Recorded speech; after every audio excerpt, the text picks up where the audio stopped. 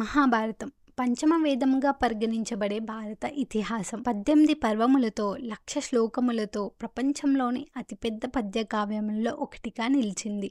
ఈ గ్రంథాన్ని వ్యాసుడు పఠిస్తుండగా శివపార్వతుల కుమారుడైన గణపతి లిఖించినట్లుగా మహాభారత మొదటి విభాగంలో పేర్కొనబడింది. మహాభారతాన్ని మొదలుపెట్టే ముందు మీ అందరికీ నాదో విజ్ఞప్తి. ఈ వీడియోని కేవలం ఎడ్యుకేషనల్ పర్పస్ కోసం మాత్రమే క్రియేట్ చేయబడింది, ఎవరిని కించపరచడానికి కాదు.